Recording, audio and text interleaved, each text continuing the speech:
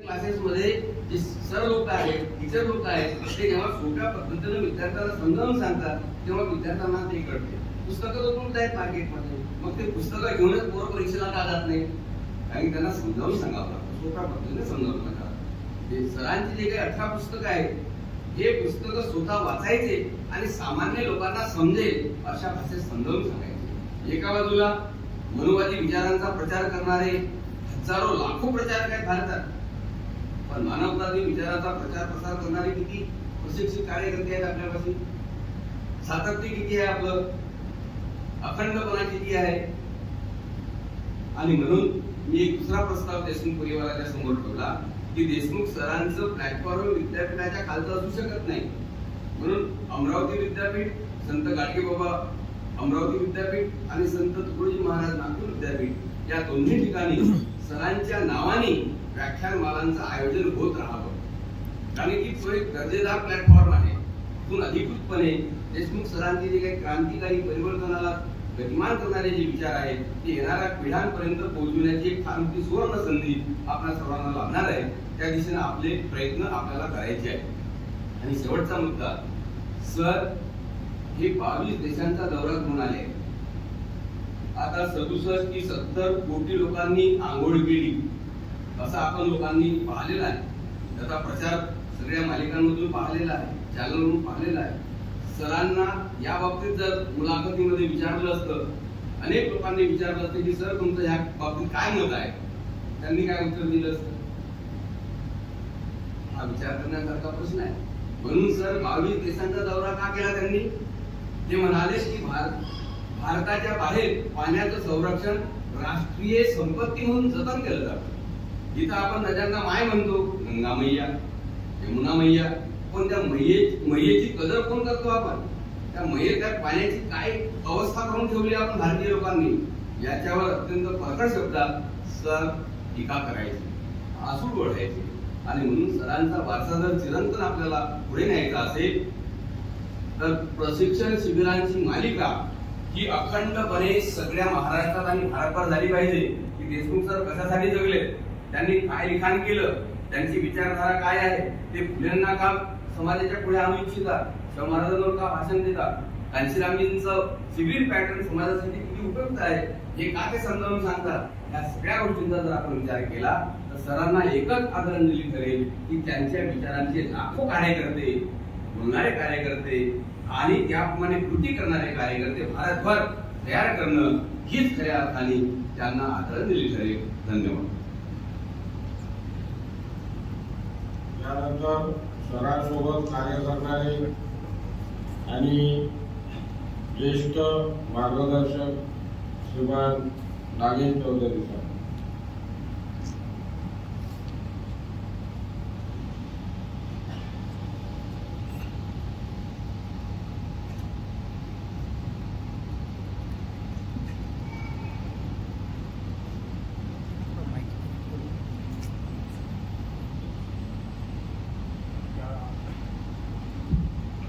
कार्यक्रमाचे आणि मंचावर परिस्थिती मान्यवर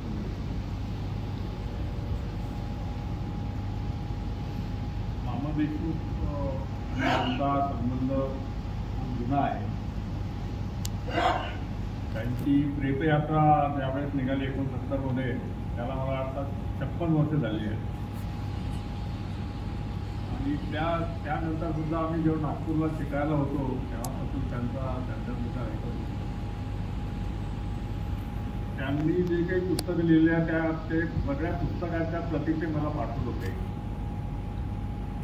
19 तारखेला सकाळी त्यांच्याशी बोलण्याचा प्रयत्न केला, बोललो. ते 2-3 वाक्यच बोलू शकले आणि वहिनी म्हणाल्या की भेटायला या. म्हटलं 2-4 दिवसात भेटायला पण येतो, पण ती रात्रच मग शेवटची.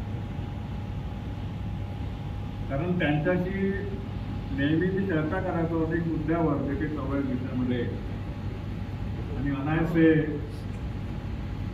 महाराष्ट्रामध्ये औरंगजेबाच्या निमित्तानं जे काही झालं, त्यांनी मला हे पुस्तक 10 प्रती याच्या पाठवल्या होत्या तिच्या आधी.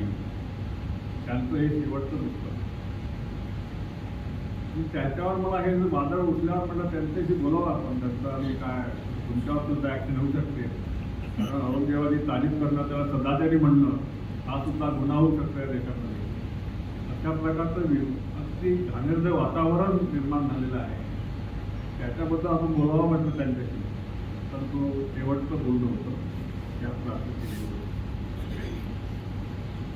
मामा देशमुखांनी जे काही लिहिलेलं आहे, जे कार्य केलं आहे, ते नुसतं इतिहासाचे प्राध्यापक नव्हते, तर समाजाचे शिक्षक होते, समाज शिक्षण देणारे होते. संपूर्ण समाजाला उद्देशून ते बोलत होते, केवळ इतिहास सांगत नव्हते. समाज आता संपूर्ण इतिहास अगदी वेदापासून तर आजपर्यंतचा इतिहास ते सांगत होते आणि समाजाला शिकवत होते. त्यांची जे काही मनुवादाच्या विरुद्ध पुस्तकं आहेत आणि त्या सगळ्या पुस्तकामध्ये आणखी जे काही लोकांनी सांगितलं शेंडी पकडो वगैरे, ते खरं म्हणजे त्यांचं हे टार्गेट होतं. त्यांचं टार्गेट का होतं, ते समतेसाठी होतं. ते नुसतं कुठल्या एका जातीचा द्वेष करायचा म्हणून नव्हतं, पण त्या जातीमुळे या देशामध्ये विकृती आलेली आहे, विषमता आलेली आहे, श्रीमंतीचं वाटप जातीप्रमाणे झालेलं आहे. की काय भानगड आहे याच्यावर त्यांचा अटॅक होता. त्यांचे आणि आम्ही अनेक वेळा शासनामध्ये गेलो, मंडळ लावे, चळवळीमध्ये ते जातीला होते. सगळ्या प्रकाराने म्हणजे या कॉलेजचं वैशिष्ट्य असं की प्राध्यापक वडसकर, प्राध्यापक मामा देशमुख आणि आता बबनराव तायवाडे ही सगळी चळवळीची मंडळी या कॉलेजमध्ये. जसं भाऊसाहेब पंजाबराव देशमुखांची भूमिका होती, समतेची भूमिका होती. त्यांच्यामुळे त्यांनी या खरं म्हणजे महाराष्ट्राचे सगळ्यात वैचारिक नेतृत्व, राजकीय नेतृत्व हे पंजाबराव देशमुख आहे. त्यांच्या एवढं डेप्थ असलेलं काँग्रेसमध्ये नेतृत्व झालेलं नाही असं मला वाटतं आहे. कारण पंजाबराव देशमुखांची डेप्थ होती या जाती व्यवस्थेबद्दल, जाती या सगळ्याबद्दलची जी डेप्थ आहे ती कुठल्याही राजकारणी राष्ट्रीय माणसाला महाराष्ट्र करण्याची शहरापासून सगळे झाले. म्हणून पंजाबराव देशमुखांचं जे महत्व आहे ते शिवाजी संस्थेमध्ये या सगळ्या लोकांचं आहे. वडसकरांना सुद्धा मामांना सुद्धा अशा प्रकारचं ठेवण्यात आलेलं आहे. आता मला असं वाटतं की या मामाचं जे ध्येय होतं ते समतेचं ध्येय होतं. त्यांनी जाती व्यवस्थेविरुद्ध आपलं लिखाण केलेलं आहे, भाषण दिलेली आहे. आता ही जी जात जी आहे ती माणसामध्ये दिसते का? तुमचं शरीर दिसते, तुमची उंची जाडी दिसते, परंतु माणसाची जात दिसत नाही. पण ही जात जी डोक्यामध्ये आहे त्या जातीनं सगळ्याच प्रकारची उतरंड निर्माण केलेली आहे. तुम्ही कोण बसलाय ते मला तुम्ही स्त्री पुरुष दिसता, पण तुमची जात ओळखू शकत नाही. परंतु जातीची मानसिकता जी डोक्यामध्ये बसलेली आहे त्या मानसिकतेने या देशाचा घात केलेला आहे. शरीर दिसत नाही म्हणजे तुमच्यामध्ये भावकी का नाही, बंधुभाव का नाही देशामध्ये? तर प्रत्येक जातीमध्ये फक्त बंधुभाव आहे, दोन जातीमध्ये बंधुभाव नाही आहे. जोपर्यंत या देशात जात नाही तोपर्यंत या देशामध्ये बंधुभाव निर्माण होत नाही, बंधुता निर्माण होत नाही. संविधानामध्ये लिहिलं आहे बंधुता, फ्रॅटर्निटी वगैरे, ती फ्रॅटर्निटी कधीही जाती व्यवस्थेमध्ये येत नाही. जात आणि धर्म हे दोन्ही काल्पनिक आहे आणि त्याचे संघर्ष चालू आहे. धर्माच्या नावावर लाखो लोक मारले जातात जगामध्ये. पॅलेस्टाईन आणि इस्रायलचं काय चालू आहे? धर्माचा संबंध. धर्म आणि जात ही दोन्ही विकृती आहे, पण जात ही जास्त अमानुष विकृती आहे. म्हणून हा जो लढा होता मनुवादाचा विरुद्धचा मामांचा, तो घालवायचा असेल तर प्रत्येकानं आपल्या डोक्यातली पण जात घालवली पाहिजे. आपल्या डोक्यातला मनुवाद घालवला पाहिजे. मी उच्च आहे, तो नीच आहे, तो अस्पृश्य आहे, ही मानसिकता आपल्यामध्ये असेल तर आपण देखील मनुवादी आहोत. किंवा हा आपल्यातला मनुवाद काढायला पाहिजे की अरे हा मी या जातीचा, मी या जातीपेक्षा उच्च आहोत असं म्हणणं म्हणजे मनुवादाला प्रोत्साहन देण्यासारख्या मनुवादी बळी ठरतो. बामनचा हा लढा होता की तुम्ही मनुवाद डोक्यातून काढून टाका. केवळ मनुवादी ब्राह्मणांना शेव देऊ नका, तुमच्यामध्ये सुद्धा मनुवाद आहे. कारण तुम्ही कोणाचे उच्च समजता, तुम्ही सुद्धा कोणाच्या पेक्षा उच्च हा समजता किंवा कोणाच्या पेक्षा खाली आहे हे समजता. खाली असणं वर असणं ही देखील मनुवादी वृत्ती आहे. ही माणसाला तोडणारी वृत्ती आहे, समाजाला तोडणारी वृत्ती आहे, त्या देशाला खाली नेणारी वृत्ती आहे. तेव्हा या दिशेनं जर आपण विचार केला, सगळ्या सूचना आलेल्याच आहेत या दिशेने जर आपण विचार केला तर आपल्यातला मनु घालवा, मनुवाद मरेल. हे जे सध्या सत्तेवर बसलेले मनु आहेत ते सुद्धा मरतील. कारण मनुवाद हा या देशाला विभाजन करणारा, खाली ठेवणारा, अस्पृश्यतेत ठेवणारा आणि श्रीमंती गरिबी देखील जातीत निर्माण केली आहे.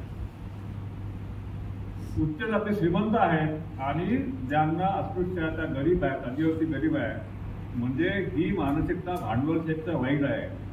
भांडवलदार मेहनत करतो, यांनी काहीही मेहनत न करता श्रीमंती मिळवली आहे. राजाला देखील हे नीच समजतात. शिवाजीला काय शूद्र म्हणणारे कोण आहे? म्हणजे राजाला देखील नीच समजणारी जी मानसिकता आहे ती तुम्हाला काय समजणार? या विरुद्ध मामांचा लढा होता. तो लढा आपण पुढे नेऊया, हीच माझी त्यांना आदरांजली. यानंतर मराठा सेवा संघाचे सन्माननीय मधुकरराव मेहता साहेब.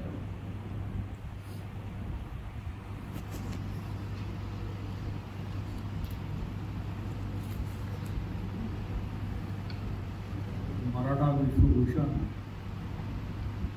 मराठा सेवा संघ व त्याच्या अनेक समविचारी संघटनेचे मार्गदर्शक, सत्य इतिहासकार मामा देशमुख सर यांना मी विनम्र अभिवादन करतो.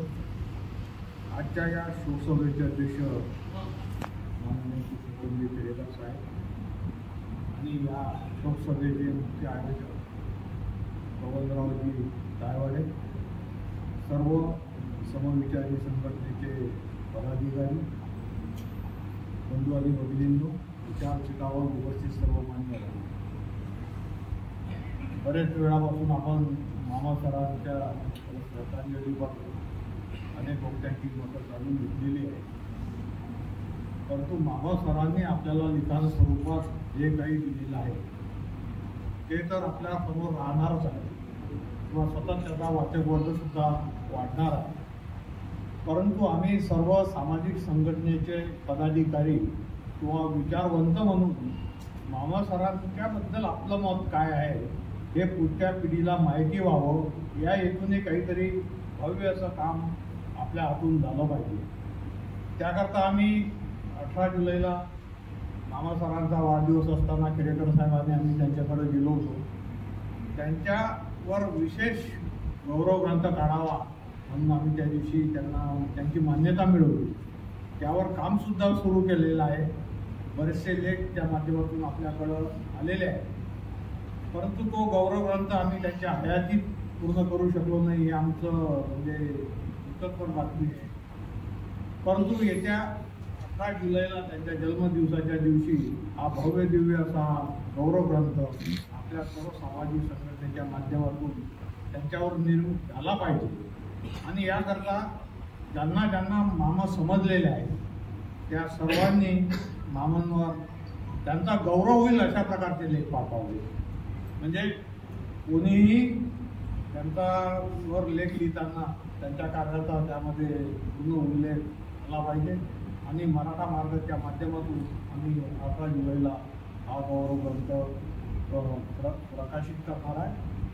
आणि मामा सरांची माझी मराठा सेवा संघाच्या माध्यमातून परिचय झालेला आहे. मामा सर, नागेश चौधरी सर, प्रभाकरराव पावडे, यावा वडकर सर आणि जमिनी कडू सर यांना एका कार्यक्रमाकरता अमरावती येथे घेऊन जाण्याची जबाबदारी माझ्यावर आली होती. तेव्हा या नागपुरातील या 5 महामानवांची माझी विचारवंताची ओळख झाली आणि त्यानंतर सतत या सर्व विचारवंतांसोबत मला संपर्क राहिलेला आहे. मराठा सेवा संघाच्या माध्यमातून जेव्हा शिवजयंतीचा कार्यक्रम होत होता तेव्हा एका पहिल्या कार्यक्रमाला वक्ते म्हणून मामा सर आले होते आणि तेव्हा आम्हाला खरा शिवाजी महाराज काय आहे म्हणजे छत्रपती शिवाजी महाराजांचा खरा इतिहास त्यांनी त्या पहिल्या भाषणातून मांडला. यापूर्वी जे काही आम्ही शिवजयंतीला वक्ते बोलावले होते त्यांनी फक्त आम्हाला अफजल खानाचा वध आणि शाहिस्तानने काढण्याचे बोटं कशी शाटली हाच इतिहास आमच्या समोर मांडला होता. परंतु मामा सरांच्या माध्यमातून सत्य इतिहास आमच्या पुढे त्यांनी ठेवला. मराठा सेवा संघाच्या संघटनेमध्ये त्यांचे वैचारिक मार्गदर्शन सतत राहिलेले आहे. अनेक प्रशिक्षण शिबिर त्यांनी मराठा सेवा संघामध्ये घेतलेले आहेत आज मराठा सेवा संघाची जी वैचारिक भूमिका आपण बघतो त्यामध्ये मामा सरांचा सर्वात मोठा सहभाग आहे. लहान समाजामध्ये किंवा इतर समाजामध्ये पाहतो की लहान माणूस असून त्याची फार मोठी दखल घेतली जाते, परंतु मामासारखा एक व्यक्ती आपल्या या समाजामध्ये निर्माण झालेला आहे. या व्यक्तीची दखल जर घ्यायची असेल तर त्यांच्या नावाने काहीतरी रोज आपण केलं पाहिजे. आम्ही मराठा सेवा संघाच्या माध्यमातून मामा सरांचं नाव अमर राहील अशा प्रकारचे काहीतरी कार्यक्रम राबवणार आहे आणि कुठल्या तरी स्थळाला किंवा काही यांना त्यांचं नाव देण्याचा आम्ही नक्कीच प्रयत्न करू. इतर संघटनेमध्ये सुद्धा त्यांनी जे काही वैचारिक भूमिका मांडलेली आहे, इतर संघटनेने सुद्धा त्यांचं नाव नेहमी कसं राहील या दृष्टीने आपण प्रयत्न केला पाहिजे. मी पुनश्च मराठा सेवा संघ व सर्व पक्षाच्या वतीने त्यांना श्रद्धांजली अर्पण करतो आणि ते स्थापन. यानंतर देशोन्नती वृत्तपत्राचे मुख्य संपादक मान्य प्रकाशभाऊ गोरे.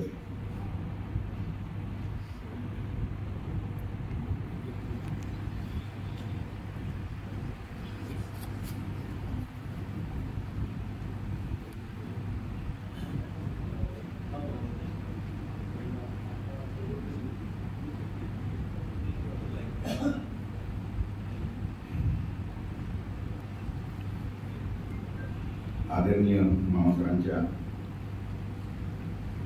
श्रद्धांजली सभेचे अध्यक्ष मराठा सेवा संघाचे माननीय कृष्णदन, आज खरं म्हणजे एका अत्यंत दुःखाच्याच प्रसंगी आपण सर्वजण एकत्रित जमा होतो आहोत. मामासरांनी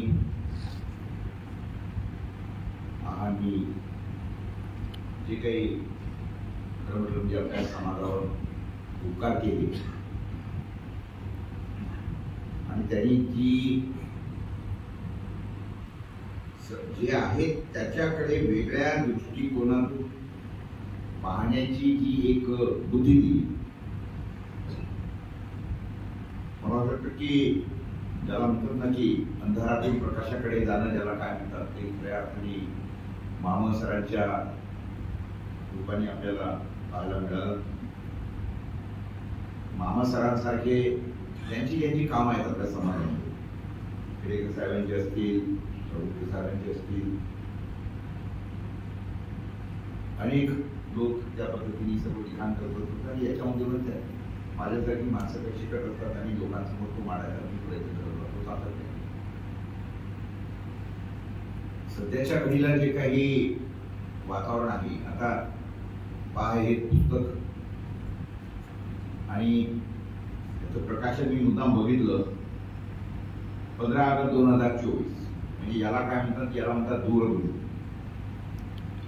म्हणजे जणू मामांनी हे पुस्तक लिहिलं म्हणून सध्याच्या घडीला या 15 दिवसापासून औरंगजेबाचं भूत मुद्दाम जागं केलं की काय असं वाटावं असा. छावा नावाचा चित्रपट ज्यांनी पाहिला आणि त्याच्यानंतर त्याच्यावर मी जे समीक्षण लिहिलं आणि त्याच्यानंतर तो काही गदारोळ उडालेला होता आणि मुद्दाम तो एक गादावर मी त्याच्या हेडिंगमध्येच टाकलं की एक धिक्कार चित्रपट आणि तेवढंच फक्त मग हायलाइट केलं. बाकीचा लेख पूर्ण अंधुक करून टाकला आणि सोशल मीडियावर तो व्हायरल करून टाकला. आज संपूर्ण भारतभरातून मला कमीत कमी 1000 तरी माया बहिणीवरून शिवाय घालणारी पुण्यात ट्रोल आर्मी माझ्या मागं पूर्ण लागलेली आहे. पण 1000 लोक शिवाय घालत असले तरी कमीत कमी 10-20 हजार लोकांनी मला अभिनंदन केलेलं आहे आणि अत्यंत त्या संदर्भात हे केलेलं. परंतु आपल्याला ही दृष्टिकोन किंवा ही जी हिंमत देणारी माणसं आहेत ती मामा देशमुखांसाठी ही आपल्यासाठी अत्यंत महत्त्वाची. सध्याच्या घडीला जे देशामध्ये वातावरण ते अत्यंत विषारी आहे किंवा मी तर असं म्हणतो की उलट हे इष्टापत्ती. लोकांना हे कळून जाईल की मनुस्मृती तर अजून आली नाही, यांच्या हातात नुकती कुठे सत्ता गेली आहे, ते इतके माजले आहे. आणि माझी अजून इच्छा आहे की अजून 2-4-5 वर्षाचं चालू राहू. म्हणजे मग लोकांना कळेल, बोलताना आपल्या कळेल की खरोखर ही माणसं किती विषारी आणि कशा पद्धतीने माजू शकतात. कारण जे काही सध्याच्या घडीला राज्यात चालू आहे आणि त्यांच्या एकंदरीत जी काही पिलावर एकंदरीत बाहेर येऊन बकवास करायला लागलेली आहे, किंवा कोरटकरांचं प्रकरण घ्या किंवा तो कोट सोलापूरकर झाला, म्हणजे इंग्रजी सावंतांसोबत कोरटकर ज्या पद्धतीने बोलला आणि त्याच्यानंतर त्याला उत्तर देणारी जी काही माणसं जी काही झाली, हे मला असं वाटतं की मामा देशमुख किंवा आर साळुंखे सारख्यांचं यश आहे की कमीत कमी लोक बोलायला शिकली आणि त्याला उत्तर द्यायला. कारण मुळामध्ये आपला समाज हा वाचत नाही. आपण तोंडाने फार बोलतो, मात्र लिहिणारी आणि वाचणारी माणसं फार कमी आहे. आणि ही जी काही पद्धत आपल्याकडे लावली किंवा आली, ही म्हणजे खरं म्हटलं म्हणजे याचा उगम जो आहे तो मराठा सेवा संघापासूनच झाला, हे म्हटलं तरी काही वावगणी आणि 1806 आहेत. परंतु मामा सरांनी आणि आहार साळुंखे सरांनी जो एक व्यापक दृष्टिकोन दिला, तुम्हाला म्हणून वाटेल, मी एक 5-6 दिवसाअगोदर मला फोन आला कोल्हापूर, तर माझ्या छावा लेखावरून फडतरे नावाने कोणी पुरुष आहेत कोल्हापूरचे, आणि त्यांनी या पद्धतीचं त्या लेखाचं विश्लेषण केलं, माझं अभिनंदन केलं आणि ते जे सांगत होते मामा सरांबद्दल एवढा बरोबर, त्यावेळेला मामा सर होते, तो हा विषय नव्हते, तो मनुष्य कोल्हापूरवरून मामा सरांबद्दल आणि आहांबद्दल इतकं भरभरून बोलत होता आणि एवढं म्हणजे काय म्हणतो त्याला आदराने बोलत होता आणि सांगत होता. आणि त्यांनी एवढं म्हणजे मी जो माझा लेख लिहिला मामांच्या निमित्ताने विशेष संपादकीय विषयी, त्यांचे बरेचसे उतारे मला त्यांच्या भाषणातून त्यांच्या बोलण्यातून मिळाले, सांगायला मला काय संकोच नाही. माणसाचं कार्य जे आहे हे काही कुठं असं लपून राहिलेलं नसतं. म्हणजे मामा तसे मला असं वाटतं की प्रसिद्धी पिसाळत, आपल्या प्रसिद्धीपासून दूर असलेले माणसं होते, ते काही प्रसिद्धी पिसाळ नव्हते आणि अत्यंत ज्याला काय म्हणतात लो प्रोफाईलचे माणसं होते, ते काही कुठे असे ते करत नव्हते. मात्र असं असूनही की त्या माणसाचं लिखाण कोल्हापूरच्या फडतरे सारख्या माणसाने वाचतो आणि तो सांगतो की मला अभिमान आहे आणि माझं डोकं क्लिअर झालेलं आहे की मी बुद्ध होतो पूर्वचिंता. मी जरी मराठा असतो म्हणे, परंतु मला कळलं म्हणे की मराठा ही शिवी आहे मराठ्यांना दिलेली किंवा याच्यात झालेली, आणि ब्राह्मण देतात त्यांच्या दृष्टीने ते शिवी म्हणून आहे. आणि त्यांनी ज्या पद्धतीने तो बुद्ध धम्माने ते सगळं बोलत होतं आणि सांगत होता, म्हणजे मला सांगा किती लिखाण हे किती परकोले होऊ शकतं आणि त्याच्यामुळे माणसाचे विचार किती बदलू शकतात. एक अतिशय खरं म्हटलं म्हणजे हा एक दुर्दैवी भाग आहे की सर आपल्यात आज नाही आहे, परंतु आता त्याला काही कोणी करू शकत नाही. सरांचं वय आणि सगळं पाहता हे होणार. परंतु त्यांनी जी काही पुस्तकं लिहिलेली आहे त्याच्यातला रामदास आणि पेशवाई आहे, मराठा कुणबी समाजाची दशा आणि दिशा, बहुजन समाज आणि परिवर्तन, शिवराज्य, आणि त्यातलं सगळ्यात महत्वाचं ते मला पुस्तक वाचणं माझ्या वाचण्यात आलं ते म्हणजे मनुवाद्याचे लढा. त्याच्यामध्ये त्यांनी जे काही संदर्भ दिलेले आहे ते खरोखरच माझ्यासारख्या संपादकाला तरी सातत्याने दिशादर्शक ठरत असतात. शिवशाही असेल, त्यांचं मराठ्यांचं दासीपुत्र, त्याच्यानंतर त्यांनी अभ्यास कसा करावा नावाचं एक पुस्तक लिहिलं. तेही विद्यार्थ्यांना ज्या पद्धतीने खरं म्हटलं ते दिशादर्शक ठरतं, अशी पुस्तकं तर मला असं वाटतं की म्हणजे आता बाकीची अनेक पुस्तकं अनेक अभ्यासक्रमामध्ये लिहिल्या जातात, परंतु दुर्दैवाचा भाग हाच आहे की अशा पद्धतीने ज्याची खरी गरज आहे ती पुस्तकं घेतल्या जात नाही. दुर्दैवी भाग आपला हाही आहे की आपण सुद्धा या सगळ्या संदर्भामध्ये आपल्या हातामध्ये एवढी राजसत्ता आणि सगळं असताना, आपले संबंध असताना, म्हणजे आपण हे करू शकत नाही की त्यांची पुस्तक आली पाहिजे. मी कधी कधी आता म्हणजे मी येतानाच सरांशी बोलत होतो, कोण बंधूंवरांशी, मी म्हटलं बंधुत्व सर मला म्हणजे आता पोरं एवढी खेळत होते एवढं चालत होतं. मी म्हटलं मला कधी कधी प्रश्न पडतो की जर विदर्भामध्ये भाऊसाहेब पंजाबराव देशमुखांनी हा जर शिवाजी शिक्षण संस्थेचा पसारा 300 संस्थांचा जर उघडला नसता तर काय आपली दिशा काय असते मला सांगा ना. म्हणजे आजच्या घडीला ज्या पद्धतीने शिक्षण महाग झालंय, म्हणजे सरकारने एकीकडे शाळा बंद करायला घेतल्या, म्हणजे एकीकडे चीन आणि जपान मधली पोरं त्या शाळांमध्ये काय शिकतात ते काय आपल्याला आजकाल वाटण्याकडून या याच्यामधून पाहायला मिळतं. त्या पोरांना तिथं जसं शिक्षण मिळतं आपल्याकडे काय शिक्षण मिळतं, आपल्याकडचं सरकार शाळा बंद करायला लागलं आणि तिकडे मात्र त्या शाळा. म्हणजे लक्षात घ्या की आता मी परवा पोस्ट वाचली की सुनीता विल्यम ही तिथं त्या अवकाशयानामध्ये गणपतीचा फोटो घेऊन गेली होती. आता याच्यापेक्षा डोक्यावर हात मारायला प्रकार काय. सुनीता विल्यम गणपतीचा फोटो तिच्यासोबत, म्हणजे गणपतीचं तिचा रक्षण. तर सांगायचा मुद्दा असा मित्रांनो की शिवाजी शिक्षण संस्थेसारखे जर संस्था नसती, म्हणजे मला एक मुद्दाम गोष्ट इथे सांगावीशी वाटते की 300 संस्थांचा पसारा हर्षवर्धन देशमुखांसारखा अध्यक्ष समजा एक 7-8 वर्ष अगोदर लाभला, जेव्हा पहिल्या टर्मला त्यांनी चार्ज घेतला त्यावेळेला संस्थेचा वार्षिक बजेट मला 300-325 कोटी रुपयाचं काहीतरी होतं. 5 वर्ष त्यांचा कार्यकाल पूर्ण झाला तोपर्यंत ते बजेट 650 कोटीचं झालं होतं. जेव्हा की संस्थेमध्ये फी नाही, म्हणजे फी वाढ करून बजेट वाढलं असं असायचा प्रश्न नाही. फी वाढवली आणि मग त्याच्यामुळे आणि आता ते बजेट 850 कोटीचं आहे. म्हणजे लिकेजेस किती होते हा मला सांगा. आणि ते लिकेजेस बंद केल्याबरोबर आज संस्थेची जी काही प्रगती आहे, म्हणजे शिक्षण संस्थेची, म्हणजे गेल्या 10 वर्षामध्ये अशी शिवाजी शिक्षण संस्थेची त्या 300 त्याच्या अगोदर परिस्थितीची ग्रंथ द्यायला पाहिजे. आपलं मेडिकल कॉलेज तिथं दरवर्षी प्रत्येक शाळेमधून भीक मागून तुम्ही 50,000 द्या, तुम्ही 1 लाख द्या, असं करून कसं तरी मेडिकल कॉलेज चालवलं जात होतं. आणि आता त्या कॉलेजला एवढी उलटितावस्था आली की सगळ्यांचे घेतलेले पैसे परत करून टाकले. म्हणजे एक मनुष्य जसा मामा देशमुख सारखा, हा साळुंखे सारखा, आमच्या खेडेकर साहेबांसारखा एक मनुष्य जर समाजात निर्माण झाला तर किती बदल होऊ शकतो. आज मामांच्या या शोक सभेमध्ये म्हणा किंवा श्रद्धांजली सभेमध्ये बोलण्यासारखं भरपूर आहे, परंतु मला असं वाटतं बोलण्यापेक्षा येणाऱ्या दिवसांमध्ये त्या संदर्भामध्ये लिखाण करणं.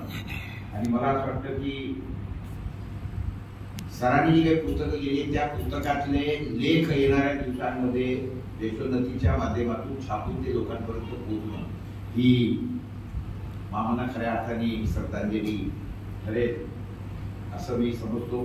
पुन्हा एकदा त्यांच्या ह्या एकंदरीत आतापर्यंत केलेल्या कार्यासमोर नतमस्तक होतो. धन्यवाद. यानंतर धारवाडी नॅशनल कॉलेजचे सन्माननीय प्राचार्य डॉक्टर प्रशांत मोटे सर.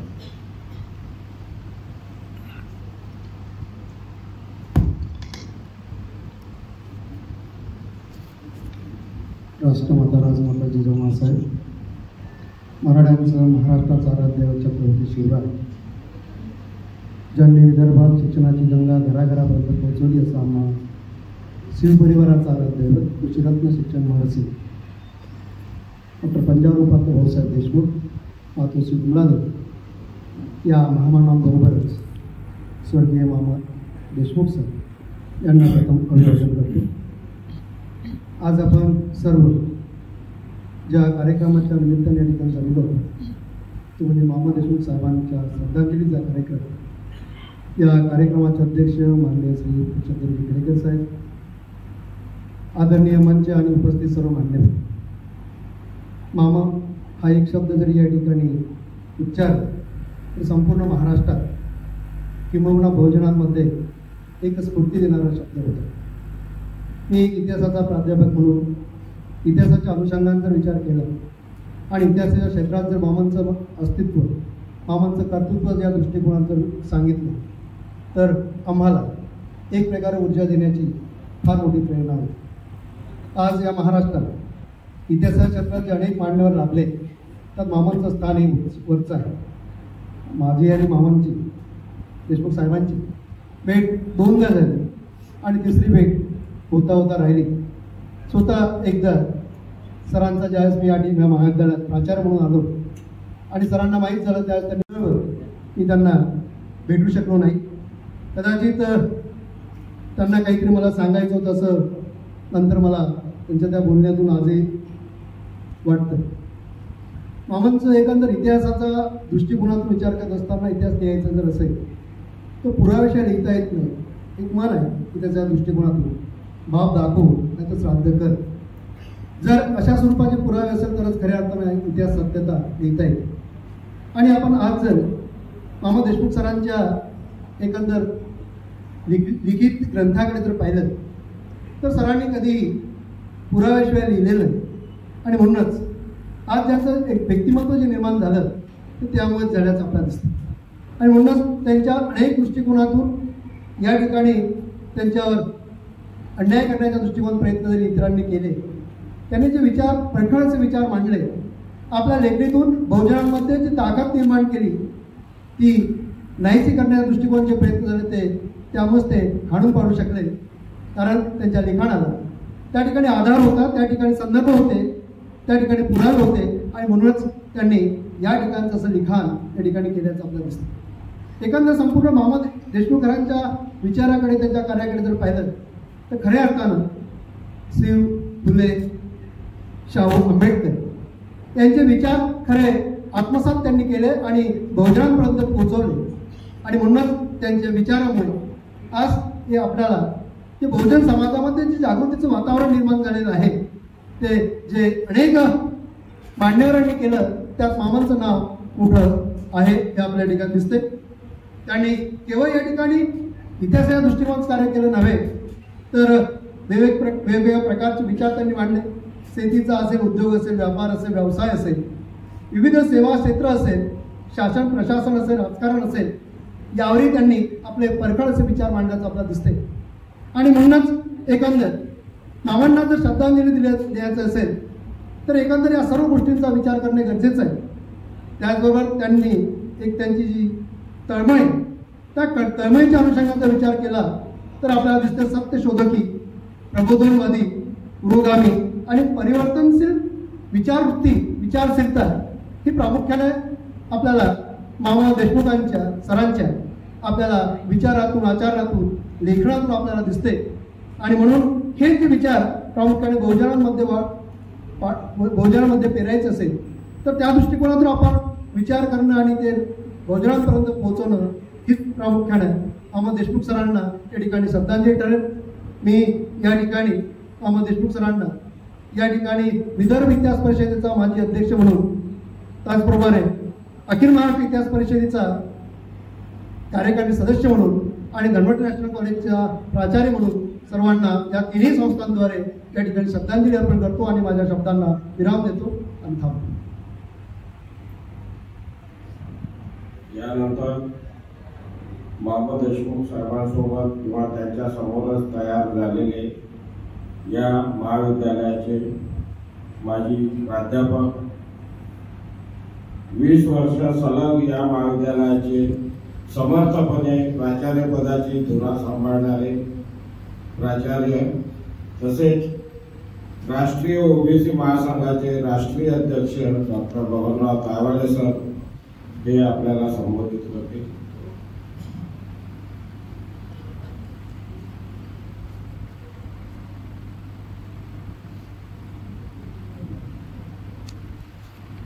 श्री शिवाजी शिक्षण संस्थेचे संस्थापक, आमचे प्रेरणास्थान शिक्षण महर्षी कृषीरत्न भाऊसाहेब पंजाबराव देशमुख, मातोश्री विमलाताई देशमुख यांना सर्वप्रथम विनम्र अभिवादन. आज या महान पुरुषांच्या श्रद्धांजली सभेला आपण एकत्र जमलेलो आहोत ते आमच्या सर्वांचे मार्गदर्शक आदरणीय मामू देशमुख सर यांना सुद्धा मी आता या प्रसंगी विनम्र अभिवादन करतो. आजच्या या श्रद्धांजली सभेचे अध्यक्ष आदरणीय केडेकर साहेब, संपूर्ण विद्यापीठ आणि माझ्या समोर असलेले मामा देशमुख सरांवर श्रद्धा ठेवणारे, प्रेम करणारे सर्व प्रेमी बंधू आणि भगिनी, सर्वच वक्त्यांनी आपल्या सुखसंवेदना या ठिकाणी व्यक्त केलेल्या आहे आणि त्या माध्यमातून मामा सरांचं कार्य आणि कर्तृत्व आपल्या समोर आलेलं आहे. ही करत असताना माझा आणि त्यांचा जो परिचय किंवा जो सहवास मला लाभला 1976 मध्ये या महाविद्यालयामध्ये विद्यार्थी म्हणून आलो आणि मग 78-79 जेव्हा सिनियर कॉलेजमध्ये गेलो मग सरांचा थोडाफार परिचय सुरू झाला. त्या विद्यार्थी दशेमध्ये असताना मला आठवते 82-83 किंवा 83-84 गोष्ट असेल ती. आमचे गुणगुण होते कोकारे साहेब, त्यांनी कापसाचं आंदोलन केलं आणि कापसाला भाव मिळाला पाहिजे ही त्याच्यामध्ये प्रमुख मागणी होती. आम्ही विद्यार्थी होतो पण नेते होतो. तर आम्हाला मामा देशमुख सर, यावा वडसकर, ज्ञानेश्वर मेघे, रूपा पाजनकर ही जी त्या काळातली दिग्गज मंडळी होती, ज्ञानेश्वर रक्षक या ठिकाणी विटनेस आहे, त्यांनी आम्हाला बोलावलं आणि आम्हाला म्हटलं की तुम्ही शेतकऱ्याची मुलं आहात, जिवंत मुलं आहात की गेलेली मुलं आहात. सुरुवातीला काही आम्हाला कळलं नाही काय बोलू राहिले सर. म्हटलं सर काय आम्ही म्हणजे तुमच्या शेतामध्ये पिकणाऱ्या कापसाला योग्य भाव मिळाला पाहिजे म्हणून आंदोलन सुरू आहे. तुम्ही वर्गामध्ये बसून पिरियड करून राहिले. चला निघा म्हणजे वर्गाच्या बाहेर आंदोलन करा म्हणून आम्ही सर्व. तेव्हा जरा आमची रंगदारी जास्त चालू होती या कॉलेजमध्ये. एक आवाज दिला की पूर्ण कॉलेज बंद आणि आम्ही बंद करून समोर बसेस फोडायचं पूर्ण काम त्या दिवसामध्ये आम्ही सर्वांनी केलं. रोड ब्लॉक, कॉलेज बंद. आणि मग त्यावेळेस कोरे साहेब पोलिसांनी आमच्यावरती लाठीचार्ज केला विद्यार्थी. तर 2 प्राध्यापकांची डोकी त्यावेळेस लाठीचार्ज फुटली होती. ते प्राध्यापक मागे हटले आणि आमच्या सोबत होते आणि आम्हाला हिंमत देण्याचं काम त्यांनी त्यावेळेस केलं. त्यामध्ये मामा देशमुख सर होते आणि त्याच्यामुळे आमच्यामध्ये नेतृत्वाने गुण तेव्हापासून यायला सुरुवात की लोकांच्या प्रश्नासाठी कसं भांडायचा, कसा संघर्ष करायचा. आणि तेव्हापासून त्यांनी आमचं गुरुत्व जे स्वीकारलं आणि मग या सर्व मोठ्या लोकांच्या संगतीमध्ये राहून पुढे याच महाविद्यालयात प्राध्यापक म्हणून नोकरी करण्याचा योग आला आणि मग नोकरी करण्याचा योग आल्यानंतर मग स्टाफ रूम मध्ये जेव्हा त्यांच्यासोबत आम्ही लोक राहत होतो कधी त्यांनी आम्हाला, तुम्हाला विद्यार्थी होता किंवा ही ज्युनियर सिनियरची भावना या महाविद्यालयामध्ये कधीच राहिली नाही. तर स्टाफ रूम मध्ये जेवढे काही प्राध्यापक असेल ते कुटुंब आहे आणि कुटुंबातल्या प्रत्येक सदस्याला मार्गदर्शन करणं हे आपलं कर्तव्य आहे, काम आहे हे समजून आम्हाला मार्गदर्शन मिळत होतं, प्रेरणा मिळत होती. आणि त्यांच्यापासून या सर्व लोकांपासून प्रेरणा घेऊन आम्ही पुढे सामाजिक क्षेत्रामध्ये काम करायला लागलो. आम्हाला जे काही फुले, शाहू, आंबेडकर, गौतम बुद्ध, बाबासाहेब आंबेडकर, पंजाबराव देशमुख हे जे काही कळले असेल ते या मामा देशमुख, यावा वडसकर या लोकांमुळे कळले. हे मी नाकारत नाही. अदरवाईज आमच्या एखाद्या लहानशा खेळातून अशिक्षित घराण्यातून आलेल्या पोरांना एवढं माहीत होणं हे अशक्य होतं. आणि मगाशी आमचे प्रकाशराव जसे बोलले की भाऊसाहेब पंजाबराव देशमुखांनी काढलेलं हे धनवडे नॅशनल कॉलेज जर नागपुरात नसतं भवन त्यावेळेस आपल्या शेतामध्ये मोठा दाखवत आहे. कारण हे महाविद्यालय असं होतं, या महाविद्यालयात प्राध्यापक अशी होती की तुमच्या खिशात पैसे असो किंवा नसो, बहुजनाचा पोरगा तर एक पहिले आतमध्ये 10 रुपयामध्ये ऍडमिशन घेतले लोक, दुसऱ्या वर्षीपासून पैसे नाही भरले, राहतात दोघे पूल बंद असले तर बरं. पण महाविद्यालयात रांजेवार साहेब तेव्हा आमचे जे प्राचार्य होते, सर्वांचे आदर्श प्राचार्य म्हणून रांजेवार साहेब राहिले, त्यांनी कधी आम्हाला थांबवलं नाही.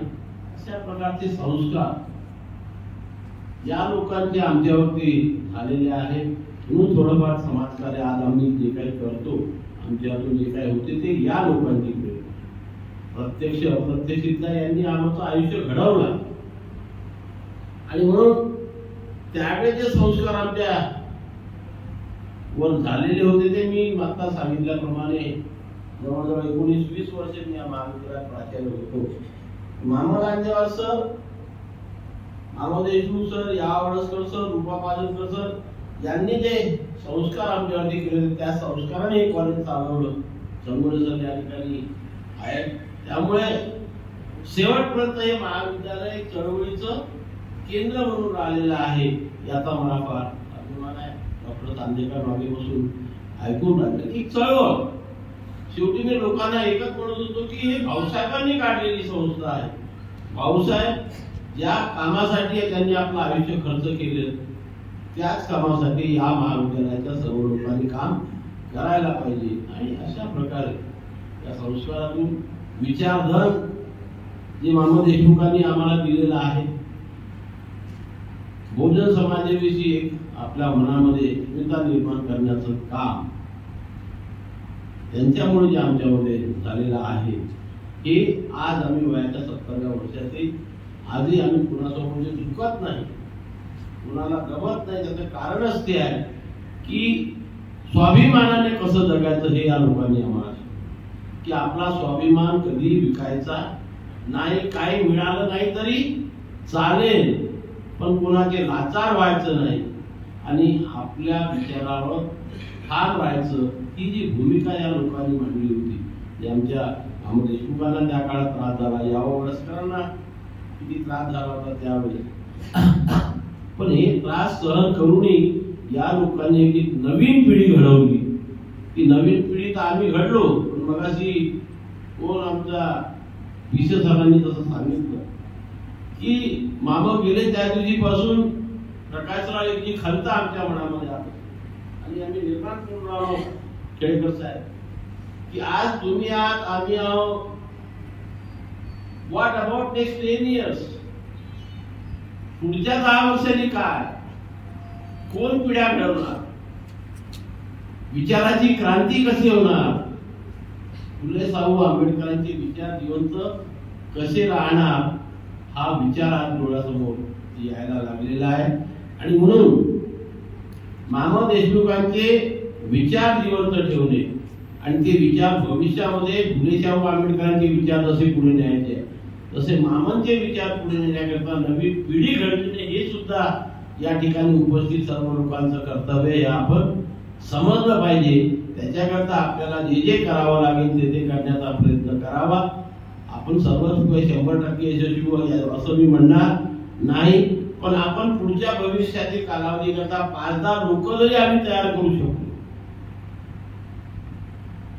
ते विचार पुढे नेणारे, तरच ती महाराजांना खरी श्रद्धांजली होईल असे मी मानतो. आणि म्हणून बाकीचे विचार सर्वांनी मांडलेलेच आहे. मी माझ्या कुटुंबातर्फे मी ज्या ज्या संस्थेमध्ये काम करतो, शिवाजी सच्चिदानंद शिक्षण संस्था, राष्ट्रीय ओबीसी महासंघ आणि इतर सर्व संस्थांतर्फे त्यांना भावपूर्ण श्रद्धांजली या ठिकाणी अर्पण करतो आणि आपली रजा घेतो.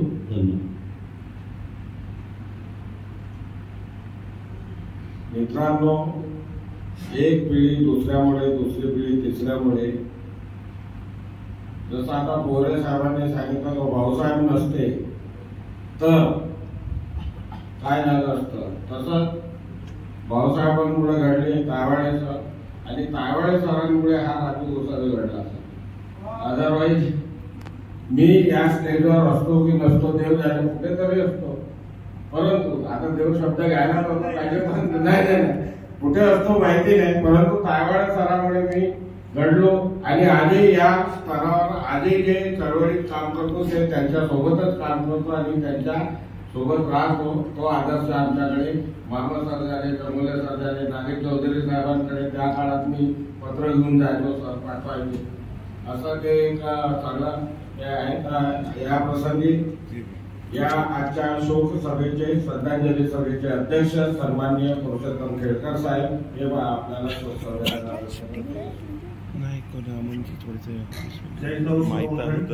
सर्वप्रथम जिजाऊ अभिवादन करून आज आपण सर्वजण आपल्या सर्वांचे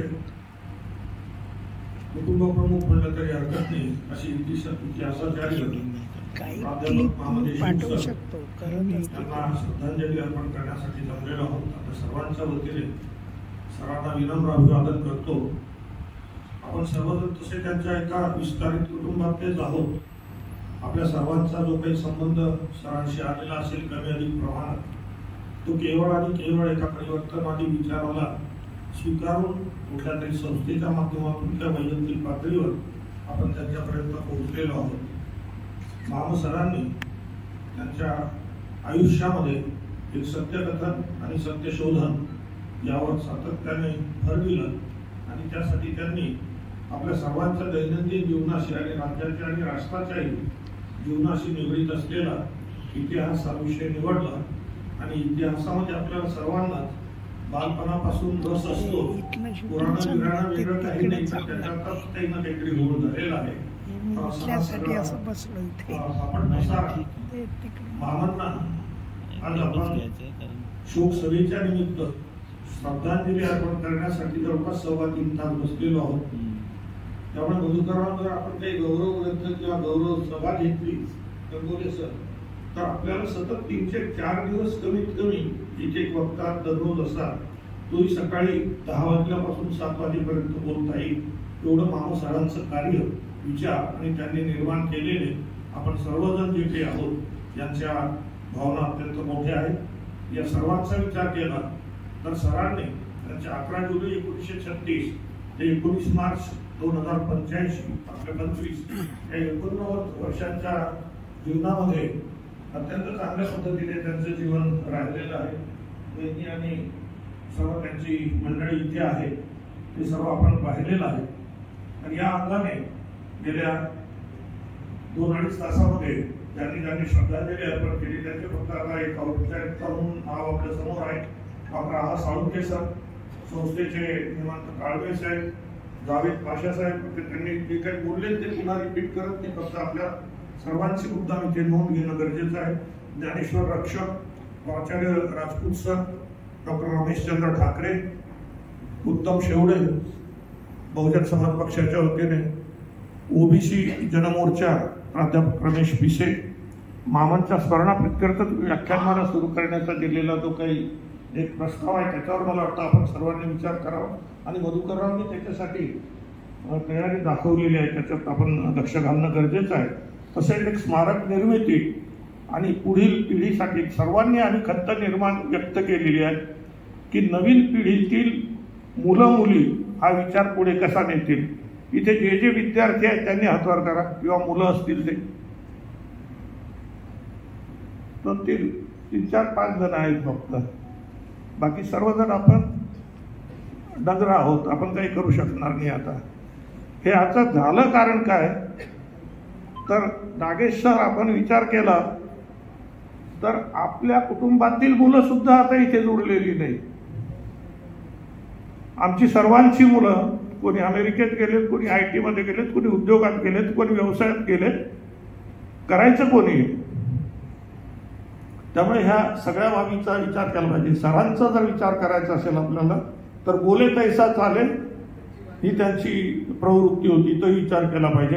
नंतर प्रदीप शेंडे ओबीसी मंच या विचार केला पाहिजे. बऱ्याचशा गोष्टी सांगितल्या. प्रदीप आपल्याला वादाचे मुद्दे सर्वांनी एकत्र येण्यासाठी नागेश सर तुम्हाला आठवत असेल 95-96 मध्ये तुम्हाला आम्ही सगळे अधिकार केले होते. 150-200 संस्था होत्या. मामा सर त्याचे अध्यक्ष होते आणि नंतर तुमची निवड झाली होती की आपण सगळेजण एकत्र आहोत, एक विचाराचे आहोत. हे जरी खरं असलं तरी सेम विचारी नाही, समविचारी आहोत. त्यामुळे आपल्याला जर हे सगळं पुढे न्यायचं असेल तर जसं युती सरकार चालतं, महाआघाडी सरकार चालतं, तसं आपल्याला कुठे ना कुठेतरी कॉमन अजेंडा घेऊन 100% एक अजेंडा आपला चालणार नाही, घेऊन आपण पुढे गेलो तरच हे टिकणार आहे. नाहीतर तू पुढे चाल, मी मागून तुझ्या पायात काडी अडवतो, याने आपण पुढे जाऊ शकणार नाही. हे आपण लक्षात घेतलं पाहिजे. म्हणून प्रदीपने जे काही मुद्दा मांडलेला आहे तो त्या अंगाने अत्यंत महत्वाचा आहे. तर ते करा. तर त्यामुळे नागेश सरांनी पुन्हा याच्यावर विचार करा. तुम्ही ज्येष्ठ आहात, जरा काही एकदा पुन्हा एकदा सगळ्यांना एकत्र बोलवा. राम आखरे सरांनी काही गोष्टी सांगितल्या. अरविंद गावंडे अमरावतीचे 1993चा किस्सा सांगितला. रमेश पाटील, विवेक कडू मामांचा नातू आहे. अजून तू जरा तयार हो. कुठे गेला? फाडफाड बोलता आला पाहिजे. पुण्यात राहतो सदाशिव पेठेमध्ये, तर तुला काहीतरी चांगल्या पद्धतीने चांगली मांडणी करता आली पाहिजे. ती तुमच्या घरातून सुरू झाली पाहिजे. त्या अंगाने विचार केला पाहिजे. राष्ट्रीय ओबीसी चे शरदराव, सुरेंद्र बोराडे, मयुराताई, डॉक्टर आनंद डोगळे, समता देशमुख, प्राचार्य PS Changole sir, Nagesh Chaudhari sir, Madhukarrao Bhenkare, Prakashbhau Pohare, प्राचार्य प्रशांत कोठे सर. सर तुमचे पुन्हा आभार तुमचे आणि राजूचे की तुम्ही एवढी मोठी एक व्यवस्था चांगली करून दिली. ज्या संस्थेमध्ये प्राध्यापक मामा देशमुख सरांनी एक नवीन विषय घेऊन नवीन विचार दिला आणि त्या अंगाने डॉक्टर प्रजावराव देशमुखांना अपेक्षित असलेली बरीचशी पेरणी त्यांनी केली. आणि मला आनंद आहे की सगळं अहवालरावांनी मान्य केलेलं आहे. तर हे सगळं काम तुम्ही आलेले काही बुलढाण्याहून आलेले असल्यामुळे तुम्हाला तो जास्त नैतिक अधिकार आहे की जे नागपुरात येऊन दगड फेकला तर रेशीम मागेल गेला पाहिजे. हे काम तुम्हाला करायचं आपण लक्षात घेतलं पाहिजे. तर ही सगळी जबाबदारी दिली. नंतर प्राचार्य गोविंदराव तायवाडे सर, आपल्या सर्वांनी आपण जे काही व्यक्त केलेलं आहे त्या सगळ्या बाबी पुन्हा पुन्हा सांगण्याची गरज नाही. आपल्या सर्वांचे अभिनंदन. सामाजिक प्रबोधन आणि परिवर्तन किती अवघड आहे हे आपल्याला सर्वांना माहिती आहे. संत परंपरेतलं आता संत तुकारामांची बीज झाली आणि त्याच्या पाठोपाठ नेमके मामोदार हा एक सुद्धा एक अत्यंत बाबाय म्हणून मामा सर जनप्रिय होते, तसे कुटुंबप्रियही होते. चांगल्या पद्धतीने त्यांनी काम केलेलं आहे, आपल्याला सर्वांना माहिती आहे. आता प्रकाश भाऊ म्हणाले की त्यांच्या देशोन्नतीमधून ते मामा सरांचे जे काही विचार आहेत किंवा छोटे छोटे काही स्फुटक असते किंवा लेख असते किंवा पुस्तकातलं एखादं चॅप्टर असेल ते प्रकाशित करतील. तर आपल्यापैकी कोणाला तरी की ते आठवड्यातून एकदा शनिवार रविवार कधी असेल तो मॅनेज करून त्याच्याशी 1000-2000 शब्दाचा एखादा सविस्तर लेख, चरित्रात्मक होईना, कार्यात्मक होईना, चांदेकर सर तुम्हाला जमू शकेल कदाचित ते, तर कोणीतरी पाठवता तर आपल्याला ते त्या पद्धतीने करता येईल असं मला वाटतं. बाकी बोलण्यासारखं खूप काही नाही. पण मामा देशमुख सरांचे काही वैशिष्ट्य होते. एक तर मामा देशमुख सर स्वतःवर प्रचंड प्रेम करायचे. आपल्याला ते जमलं पाहिजे. त्याच्यात लोकांचं तर सोडा, स्वतःवर प्रेम करायला हे काय इतकं ठणठणीत व्यवस्थित काळजी घ्यायची. मला समजा म्हणाली तशी इतक्या वाजता उठणे, इतक्या वाजता गाणं, ते केलं पाहिजे. कोणावरही सहजासहजी विश्वास ठेवत नव्हते. म्हणजे रेल्वेमध्ये बाजूचा माणूस बसला की सर तुम्ही तुमचा विद्यार्थी होतो, तुमच्याबरोबर होतात, बिलकुल हलणार नाही, फुलणार नाही, कोणाकडे काय नाही.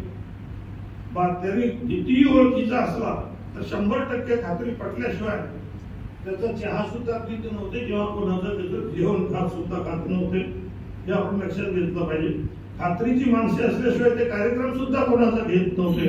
वेळेचं परफेक्ट. त्यांना जर सांगितलं सर 10:30 वाजता कार्यक्रम सुरू होईल, 1 तासाचा तुमचा आहे, 10:25 सर हजर येतील, 11:25 कार्यक्रम संपेल, बाहेर चालले, कोणी बोलवलं काय बोलवलं ते देण्याने आपली गाडी कार्यक्रमात इतकं अत्यंत सोयीचं त्याचं होतं. आणि सर्वात महत्वाचं ते आपल्या तत्वाशी अत्यंत प्रामाणिक होते. वेळ आली तर मार खायची सुद्धा त्याची तयारी होती. असे आपल्याला सर्वांना काही करता आलं तर खूप काही होईल. असे मामसर आज आपल्यात नाही. तेव्हा तरी ते जाणार होते, लवकर गेले.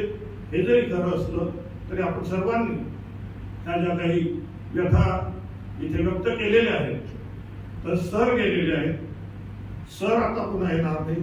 आपल्यापैकी कोणीतरी कसं पुढे जाता येईल त्या अंगाने जाणं गरजेचं आहे. आणि आपण सर्वांनी अत्यंत काळजी जी काही व्यक्त केलेली आहे औरंगजेबापासून सगळे काही ते दूर करायचे असेल तर तुका म्हणे नाही मोक्षाचे गाठोडे कोणीतरी येईल आणि आपलं कल्याण करेल. असं होणार नाही.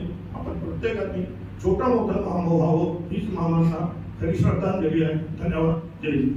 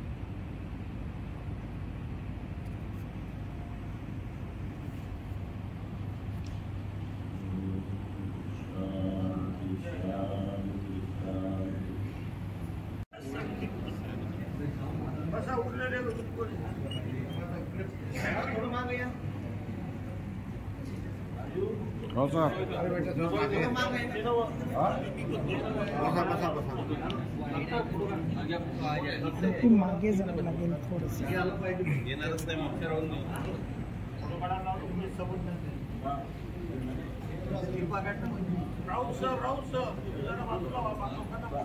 थोडं माग या, सगळे जण फोटो काढणारे माग या. ते फोटो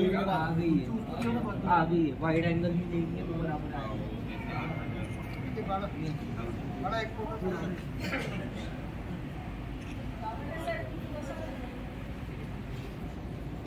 देशमुख परिवार आहे.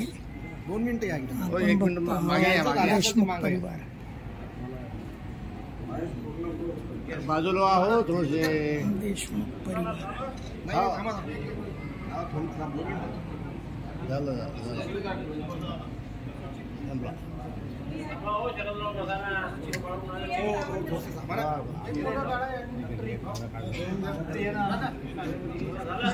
मागे या आलं पाहिजे. मग तेव्हा येईल पूर्ण.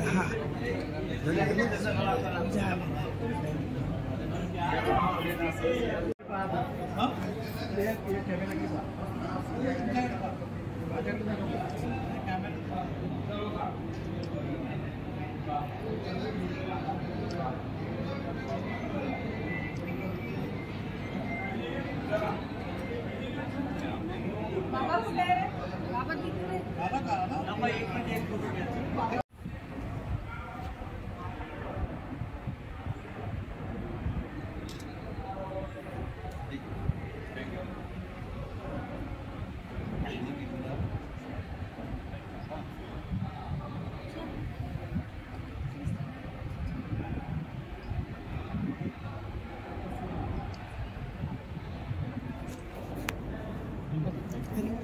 Sorry.